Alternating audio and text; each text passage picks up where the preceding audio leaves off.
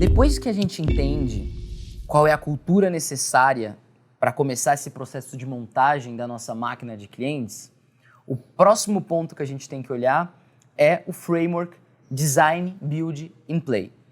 Esse framework ele é um processo de melhoria contínua que normalmente se repete a cada 3 meses, aonde você, primeiramente, foca na etapa de design, aonde você vai olhar e vai desenhar essa máquina, tá? Nesse processo de design, a gente tem 3 layers que a gente precisa observar.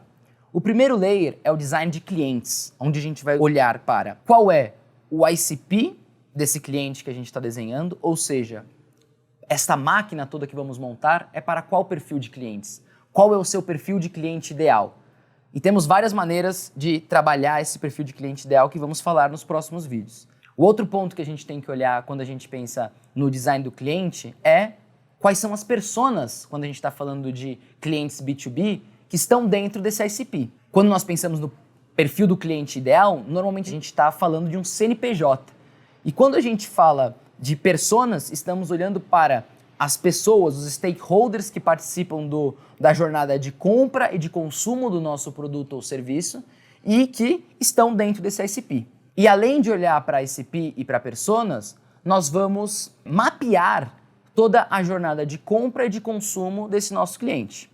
Depois de falarmos do primeiro layer, que é o design do cliente, vamos pensar em qual é o design da estrutura que nós precisamos criar para sustentar essa jornada que a gente mapeou desse ICP e dessas personas. E quando a gente pensa em estrutura, a gente vai olhar para alguns pontos. O primeiro deles é processos. Quais são os processos que nós temos que criar para sustentar essa experiência que a gente mapeou de compra e de consumo? Depois de pensar nos processos, mapear eles e pensar em qual seria o modelo ideal de processos para a nossa empresa, a gente vai pensar em quais são os indicadores, ou seja, como nós vamos metrificar o sucesso desse processo.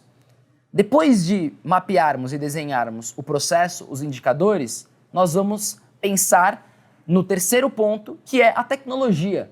Qual que é a tecnologia que, além de nos ajudar a automatizar algum desses processos, fundamentalmente tem o papel de traquear, de dar rastreabilidade para esses processos e conseguir nos ajudar a ter indicadores em real time ou indicadores de fácil acesso para que a gente consiga ter a nossa gestão data-driven e não gaste um tempo muito grande para ficar cruzando planilhas e cruzando fontes de dados. Se você tem uma boa tecnologia pensada e desenhada para suportar os processos e os indicadores, você consegue garantir isso. O quarto ponto que nós vamos olhar quando a gente pensa no layer de estrutura são os artefatos, os enablements, as comunicações que a gente consegue pensar que vão ser parte dos touch points que nós vamos fazer com o nosso consumidor durante toda essa jornada. Então, se eu tenho claro os processos, eu tenho claro os indicadores que vão metrificar o sucesso desses processos, eu tenho tecnologia para traquear tudo isso, o que eu vou precisar para terminar toda a estrutura que eu preciso para começar a colocar a minha máquina para rodar é pensar nas comunicações e em todos os artefatos que são necessários nos touch points de toda essa jornada.